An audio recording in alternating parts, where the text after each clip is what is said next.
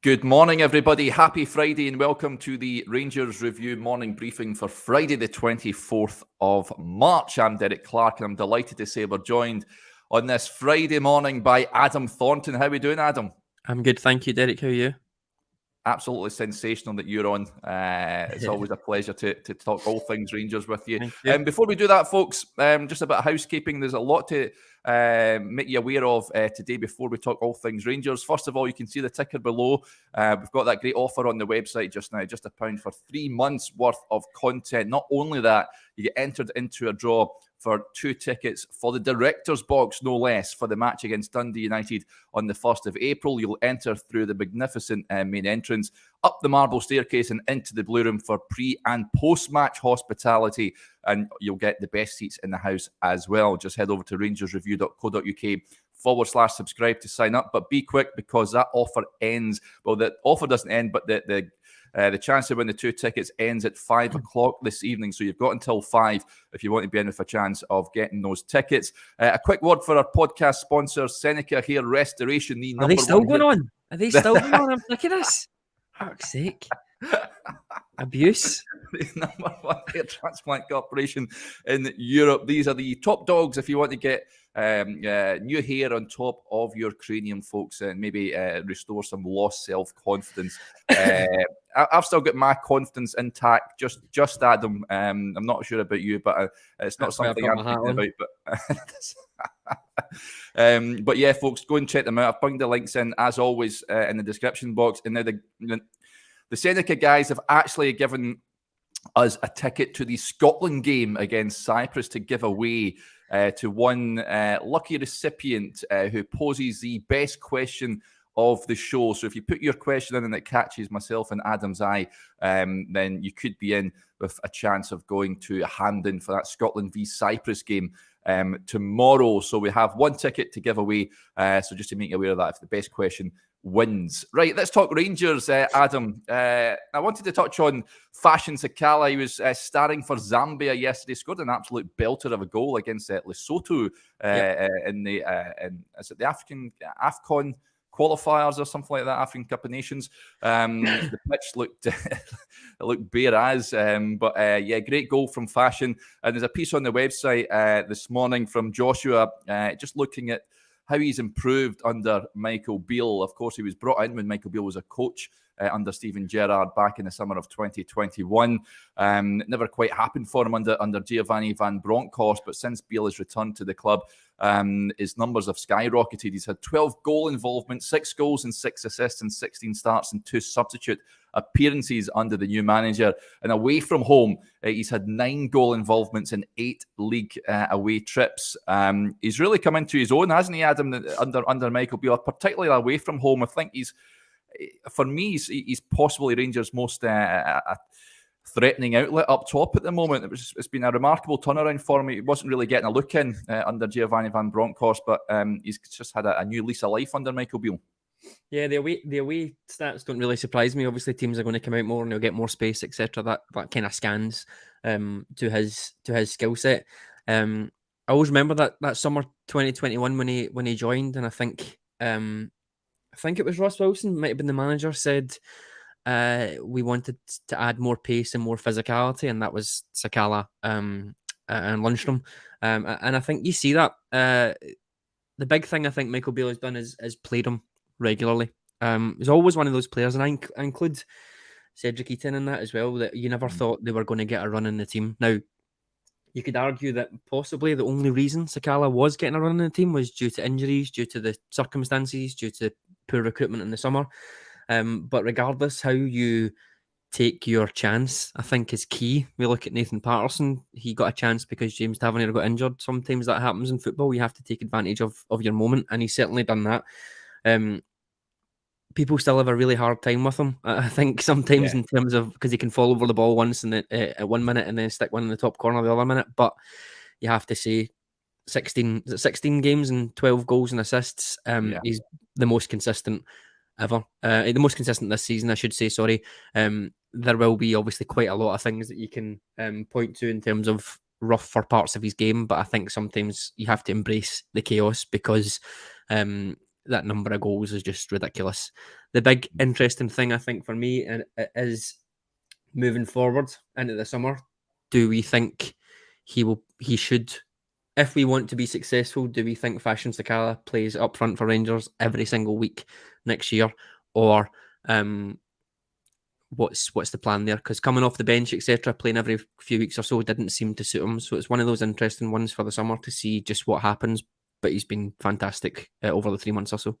Yeah, he certainly has. George says Sakala is a breath of fresh air at the moment. I totally agree, George. Especially as I mentioned, away from home, he certainly does the business. Scored that header, an orthodox header, you could say, at Fir Park last weekend. And going forward as well, Adam, I mean, his position up front, it doesn't work as a lone striker. We all know that. But I know Michael Beale has touched on looking to play a back three. Would that perhaps suit Sakala, do you think, if they play a front two? Or how does he fit into that system, do you think? Yeah, it's an interesting one again, because back to goal, I don't think he's fantastic. I don't think it's his strong point. However, it really depends on the partner, I guess, who it's going to be. If it is someone like Morelos who kind of wants to drop deep, that maybe suits him a little bit. If it's Čolak, maybe not as much. Ideally, you want someone who can come and make space and then sort of slot those balls through for Sakala to go and run into. So I think it would really be more, I can see a value in Sakala, absolutely, but it would really be more who's going to partner him and who's going to play with him to get the best out of him, and whether that combination is then the best that we've got. But certainly I think 3-5-2 would be fine, provided we get enough space and provided we get the balls through to him for him to run onto, or for him to face up to defenders facing the goal and take them by that way. Yeah. Lots of questions coming in. Just touched on the Scotland game. Kev Armstrong says, if you win the ticket to the Scotland game, do you need to go? You don't need to go, Kev. Absolutely not. But yeah, I was expecting there just to be no questions, to be honest. There was a question as well. SH says, is the ticket for the Cyprus end would be interested? No, I believe it is in the Scotland end, and so yeah, if you're interested in going, folks, there's a few questions that have been posted. Xander Staff, a good friend that you'll know, Adam, says reject modernity, kick Adam out. He's not a fan of your modern language, and Tim Sherwood wouldn't be a fan as well. I've seen him in Talk Sport pumping his gums about half spaces and all this sort of stuff. Yeah, Xander and Tim can be kindred spirits. That's fine with me. Yeah. Brucey Fraser with a top question. He says, question, who has the better hair, Cantwell or Joshua? That's a toughie. That question's a winner, surely. I'm going to go Joshua. Joshua's is always slick. I've seen Cantwell's a little bit woolly, I would say. And he doesn't need a hairband, Joshua. It's just get natural, whatever it is, bounce back ability. I'm going to go Joshua. Yeah, top stuff. Right, let's get to some more slightly more serious questions that are popping in here. Some interesting ones, just touching on Sakala. James McLean says, play Sakala on the left and he beats Kent's numbers all day long. You're nodding there, Adam. Does he? In terms of goals and assists, I think certainly in terms of goals. I think that's not up for debate. However, those debates that we've been having about Kent for the last 12 to 18 months. I think Michael Beale said it a couple of weeks ago. I think Josh had an article out about it as well, that how Kent draws people to him, and he runs the game. I think that was after Hibs. Lee Johnson said that he runs the game in that way. If you come out of it and you think he never scored a goal or assist, I've said for a few years, I think you're completely misunderstanding Kent's role in the team. People just come back and say, as a Rangers attacker, you should be doing X. I don't think it's ever as simple as that. What I've argued is, if you have a front three, as we have now with Sakala, Morelos, Čolak, two of those three, maybe even Tillman, contributing goals, it can almost make up for Kent's lack of goals. But we're never going to get the perfect player who has everything that Kent has, plus is going to score 15, 20 goals a season. I don't think that's accurate. Obviously, you look over the city and people always pull up Liel Abada. He can't get a game. Like, he doesn't do what they need him to do on the pitch. They prefer someone like maybe a Maida or a Jota who don't quite get the goals there. It's all about balance, I think. So for me, I think Kent is a very important part, or has been a very important part of the team over the last 3 months, but just looking at pure numbers is a bit of a disservice. Yeah. Right, let's get to a few more of the points that are being raised here. An interesting one coming in. Scott Hammond says Sakala is brilliantly frustrating. Yeah, that's eloquently put. And this comment's an interesting one. If a decent bid comes in, 4 million plus, then we take it. Wouldn't be chasing him though. His numbers are great and he'll be a good impact sub. £4 million for Sakala. Would you take that, Adam? With I'm not so sure. He does produce numbers, but he is largely frustrating as a comment, brilliantly frustrating, as Scott mentioned. But 4 million is tempting.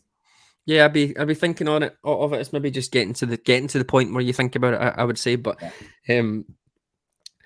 we need to get better at this. I don't know if I've said it on here before, but I've certainly said it on Heart and Hand. We need to get better at bringing in players for free or a couple of million and then starting to punt them for that 6, 7, 8 million. We can't just sit and expect to have a Calvin Bassey come through the door every 2 years just because we had Nathan Patterson and Calvin Bassey. I think that's unrealistic. So that's a difficult decision there. If Michael Beale sits down and looks at how he wants the attack to play, and Fashion Sakala isn't a first pick in that, which is conceivable, I guess, depending on who we want to bring in, then is that £4 or £5 million something that we can use to then get Tillman or get someone else in there. So that's the interesting part of it. I think when you start to trade at that sort of mid millions market. For me, I think I always want to be a bit greedy on this. I'd be saying around about 5 million. People will laugh at that and think there's absolutely no way you can get 5 million for Fashion Sakala. But when you take the whole Rangers perspective and how we magnify things and how we bore down to the nth degree, and if people aren't world beaters, then they're automatically rubbish. That thing that we always do. You look at players who have these numbers and this ability in comparative leagues, and they're going for that amount of money, definitely. Yeah, just wanted to touch on a bit of news yesterday, Adam, that was coming out. Emerged that apparently, reports in Turkey, so we can take it with a pinch of salt. But Morelos' agent speaking to Galatasaray. Now we know he's out of contract at the end of the season. Is that a move you can see him potentially making heading over there? I've got to say, I think it's one I can see. For me, he's an attractive Bosman signing for any club really. They're getting him on a free. They'll be able to pay him a decent whack every week. For me, his numbers are pretty decent as well under Michael Beale, so I can see why clubs would be interested in acquiring him in the summer. Yeah, I think Galatasaray is one that probably checks out. It tends to be a bit of a graveyard for people who want to go and get big bucks in Turkey, so that one probably checks out. Sevilla one I was a little bit surprised about. I hadn't realised they were quite doing as badly as they are this season, but even then I'm sure it's just a bad patch. So I was a bit surprised at that. I didn't think he would fit there in terms of what their ambitions are, but I think Galatasaray seems like a better fit if that's what he's going for.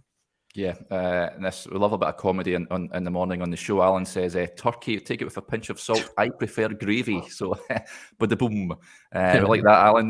Right, let's get to an interesting point raised by Kev. He says, do you think Tav in the 3-5-2 would enjoy more space out there without someone in front of him closing down the space? An interesting point. I think it would suit the likes of Tav and Ridvan more so than Barisic over on that left-hand side, Adam, at a 3-5-2, if that's something that Michael Beale is looking to adopt. I'd imagine that John Suter would be over on that side alongside Tav. I can see the pair of them linking up really well down that channel, but no one directly in front of him. Do you think that might suit him? Yeah, I think so. I guess you could argue that for ever since Daniel Candeias left, it's not really been regular that we've had someone out there as a natural winger. So I think he's probably had a fair bit of space. But I think as he's getting older as well, playing him that 10, 15 yards a little bit further up the park, giving him less defensive responsibility, which I'm sure everybody would be delighted with, I think makes sense. With the kind of comfort blanket that you've got, someone like John Suter behind him who has played in a 3 at the back at Hearts and is comfortable kind of coming out to the touchline and defending one-on-one there, similar with Ben Davies on the other side to contribute for Yilmaz. So I think that would be quite interesting.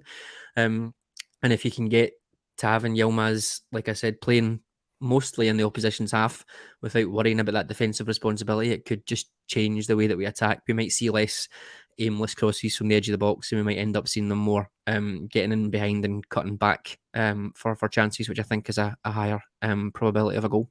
Yeah, and just on the back of that as well, there's wrote a piece. We discussed it. I can't remember who it was earlier in the week about Tillman possibly playing as a centre forward. Of course, he came on at the weekend, scored against Motherwell, a cracking goal as well. Ross says, what do you think of Tillman as a 9 going forward? Covered in Joshua's article earlier this week, Beale seems open to the idea, and you think he has all the attributes to play there for us. Can you see it happening between now and the end of the season, Adam? Is that something you'd like to see? I think he certainly played sporadically a wee bit for Bayern Munich before he came to Rangers. He certainly can finish, the boy. Is he a target man for you? Yeah, I guess it's how they play it, because Sakala's played as a 9 for a fair bit, but you would say he's a different type of 9 to Morelos, Cholak, even Roof. So I guess it depends how it plays. I could see Tillman sort of playing in that position. He would be a bit better back to goal. Obviously got a bit more finesse, or a lot more finesse on the ball than Sakala. So it's something I could see. He did do it early. Can't remember the exact games, but there was a couple of games before the Old Firm game at New Year where Tillman was up there sort of playing in that Sakala role before he moved him back into that number 8. So he has done it a little bit, but I think it would be more fluid than just a sort of static front 2, I think. So again, it would be interesting. He seems to be trying a lot. He seems to be changing his mind, and I'm very surprised he's even entertained the back 3, given everything that I've known in the past. So nothing is off the table, clearly, in terms of, if it feels like this 10 games or so, they'll never admit it, obviously, but it feels like this 10 games or so coming up are the ones that they're going to test things for next season, certainly in terms of the domestic season, and just see what works and see what doesn't work. Yeah, I wanted to get your view as well. We've done a piece on the website yesterday. Joshua looked at the set pieces and how they've improved under Michael Beale, and specifically Harry Watling, the set piece coach. I mean, the numbers are quite dramatic in the Premiership. The XG from set pieces is raised from 0.3 to 0.47, and goals from set pieces almost doubled from 0.33 to 0.64, despite averaging slightly fewer shots as well. It's clear as day that work has been put on the training field, Adam, to improve the numbers, because prior to Beale's arrival, they were deplorable set pieces. They were. It just makes opposition defenders think. There's nothing that we're doing there that is crazy. Not revolutionary. Nothing revolutionary. It's just we'll bring a man out. If it's Kent or whatever, we'll bring him out to stand with Tavernier, and that means the defender needs to bring another man out, and then they've got one less person in the box. And it all just makes a little bit more sense. The outswingers, I don't think, ever really worked. And when you've got Barisic out there doing an outswinger, you know exactly where it's going to go. You can telegraph that quite easily. They'll just mark Goldson basically, and that's it, done. But if you're potentially, as we've done, 20% of them are short corners anyway, but if you're at least bringing Kent over there or bringing Cantwell over there to ask the question, then these marginal gains I think are key. We've seen, I think it was against Hearts, we've seen a couple of proper set piece moves, which was really good. But other than that, I don't think it's been massively different to what other teams do. It's just about getting us back up to that standard, and it's been great. I think Goldson's now on three goals since Beale came in. It might even be 3 for the season, to be honest, which shows you how poor it was before that. So more of that. Really, as Rangers centre halves, you should be, I think, aiming for 5 goals each from set pieces. I don't think that's too much of a disservice, given we get 15-20 crosses, 15 corners or so a game. Yeah, but just talking about that variation, I mean, Rangers took 123 corners under Van Bronckhorst in the league before he was sacked. 76% of those were out swingers, 20% were short, and just 4% were in swingers. Since Beale's come in, they've taken 86 corners, 70% have been in swingers, 10% out swingers, and the remaining 20% short attempts. So there's the numbers laid bare. You know what I liked about that, though? The only reason there was 10% out swingers was because Barisic was at the World Cup and Tavernier took them on both sides. So I think it's clear to see we're not going to have out swingers at all. I remember under Van Bronckhorst, was it the Red Star game at Ibrox? We did two set pieces out of nowhere. I think Morelos scored, and I can't remember who scored the other one. And it was just, again, quite simple, just changing the angle, getting the ball into the box, someone running off the back post. And it just never happened again. I don't know why. It was that one game, and we were like, "Oh, this is new." And then just back to those kind of straightforward out swingers on the other side. Yeah, Kev sets for all those corners in the St Johnstone game, Derek. I remember that. There's about 95 corners in the first 10 minutes of that game, wasn't it, at McDermott Park?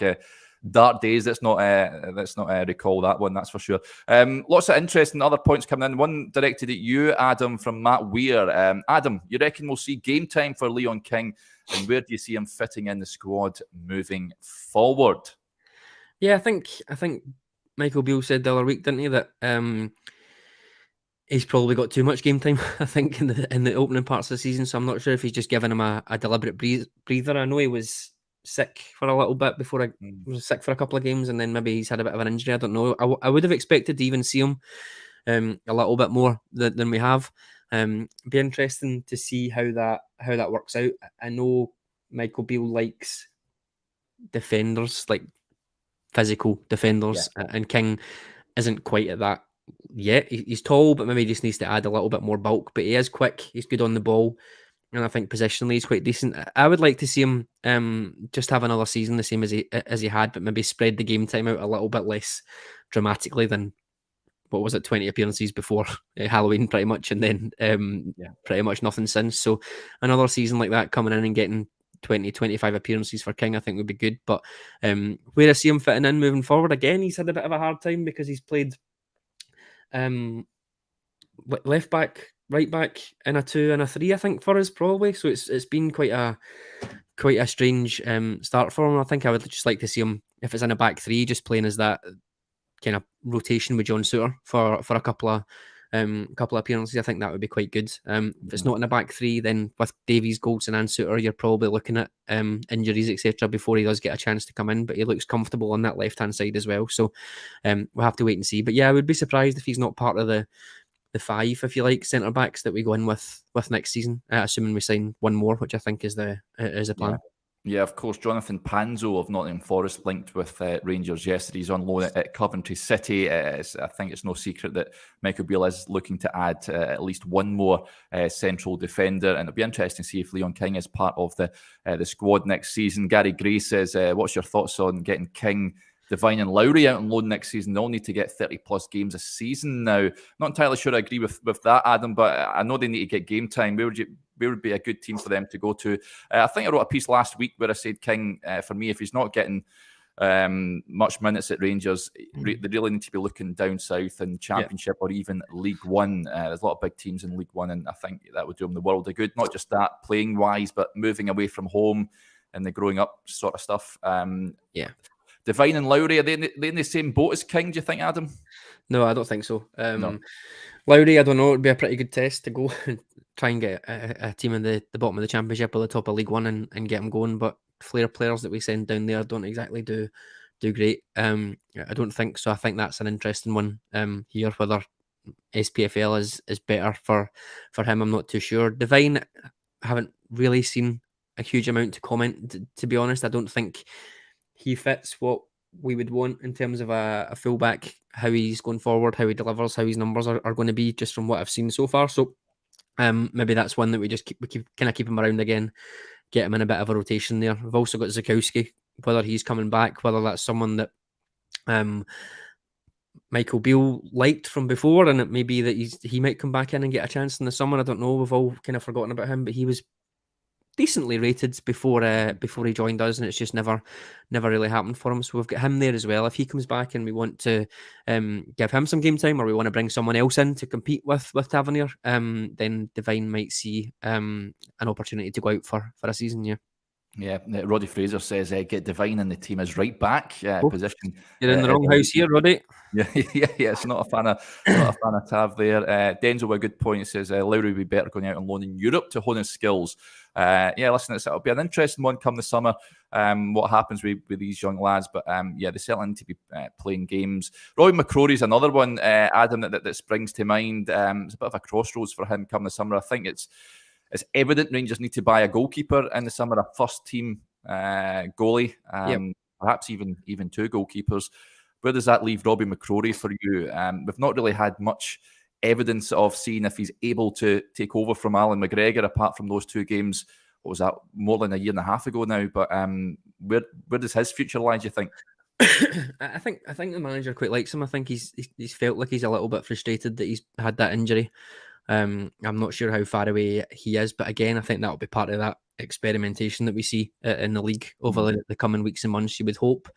I didn't think it was a long injury. If memory serves me right, it was maybe about a month ago. I know we tend to extend these given the medical department just now, but I would hope we would at least start to see him in squads next month, and maybe get him some game time and see what he can do. But he has signed that contract, so he will definitely be there next season, you would think, along with John McLaughlin. I think that's fine. If probably McCrory is happy to stay, then fair enough. If the manager wants to throw him in as the first choice right away, I don't know, that would be probably quite risky. But we did it with McGregor 20 years ago. Yep. So if that's the decision they take, then fair enough. But I haven't seen huge amounts of him really to confirm. But he feels like maybe a mix of both in terms of maybe the most modern goalkeeper out of the three. But whether he's at the right level quality wise, I'm not sure. I still think we'll bring in someone else. I think he'll want three anyway. I don't think he'll be going next season with just McLaughlin and McCrory.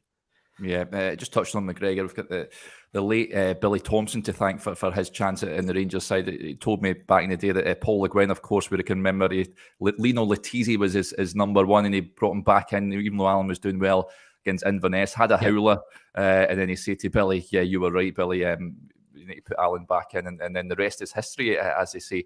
Interesting points coming in. So this one here, Dyer Maboudi, it looks like he's developing well. It would have been great to have been able to keep hold of him. Of course, brother of Dapo.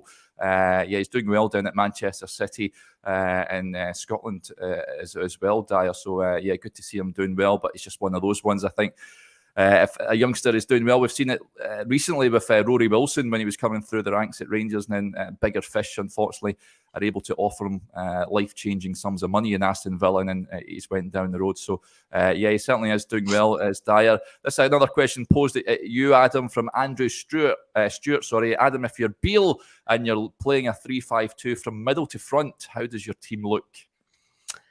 I guess it depends what type of game, but say for Dundee United, for example, coming up, the video that we did a couple of weeks back was talking about it being a sort of possession-based formation rather than that sort of three at the back that we used under Van Bronckhorst in Europe, etc. So if I was doing that, I think we know what the sort of back five would be, with Tav and Yilmaz on the wings, Davies, Goldson and Suter as the defence. I would be inclined, given you've got Davies and Suter in there as a bit of an insurance policy, I'd be inclined to kind of just go with Raskin, Cantwell and Tillman in the middle. And then I guess the striker part is where it's up for debate, because there's only really two options. There's only really two spaces there, and we've got a few strikers. Does Kenton Sakala work as a front two? I'd be very surprised. So there's someone that probably does need to miss out there. If I was pushing, I would say probably Morelos and Kent at the minute in there. Obviously, if Cantwell or Tillman maybe aren't playing or aren't available, then Sakala would come in. But I think in terms of playing at home against a team that are going to sit in and be bottom of the league, that would be what I would be going for. Morelos and Kent up top with Raskin, Cantwell and Tillman in the middle. Yeah, interesting. I think mine should be pretty much similar to yours, Adam. Just this point from Dave Fulton: is the Legends game on Sunday being televised, Derek? It's not actually on. It's broadcast live. However, you can stream it on Rangers TV's online schedule. Details, I don't know if they've been confirmed as yet. Last year's match, however, was available in pay-per-view for £5.99. So if you go into the Rangers TV website, you should be able to stream the game from there, Dave. So you will be able to watch it on Sunday. Are you heading along to the game on Sunday, Adam, at all? Or, what do you make of the players that are returning to Ibrox? I'm not going to the game. I'm going away for the weekend. Yeah, it's always the case with these things, isn't it? That there's a few interesting legends on it. I think it'll be a good day. I went to the last one, I'm sure. So I'm not going along to this one, but I'm sure it'll be a lot of fun. Yeah. Listen, I went last year as well, and it was absolutely brilliant watching Figo and Kaká and the likes take to the field. And not just that, I mean, Van Bronckhorst looked like he could still play as well. It's right, yeah. And Arveladze with that diving header. It's a good day out if you're heading along to Ibrox, folks. I'm sure you'll enjoy it. Right, just before we wrap up, we need to pick the best question of the morning. For the lucky person head over to the Scotland game tomorrow. Is there anyone that springs out to you, Adam, at all? I'm going to defer to you, Derek. You're in charge, so I'm going to defer to you. You've seen them all. That's fair. I did like Brucey Fraser's point, who has the better hair, Cantwell or Joshua. Listen, I'm going to go with that one. Brucey, if you are free tomorrow and you want to head over to the Scotland game, then please, if you're on Twitter, DM the Rangers Review Twitter account with your details, and we'll get that ticket sorted for you. If you're not on Twitter, if you pop your email address on the chat, or DM me. Well, if you're not on Twitter, that's no point, is it? But yeah, listen, we're on Facebook as well. If you want to DM us there, if you're on Facebook, with your details, and we'll send you that ticket, get it sorted for you so you can go and watch Scotland against Cyprus. If you've got no interest going to the game, then we've got a problem. But yeah, Brucey, you are the winner of that Scotland ticket, so please get in touch. Right, folks, that'll do us there. Big thanks to Adam, as ever, for joining us. Just a reminder, if you want to win those 2 Director's Box tickets for the match against Dundee United on the 1st of April, you have until 5 p.m. To sign up to the Rangers Review. So head over to rangersreview.co.uk/subscribe for all the details. Just £1 for 3 months worth of content, and you get entered into that draw. Okay, we'll be back again on Monday, but until then, enjoy your Friday and the rest of your week.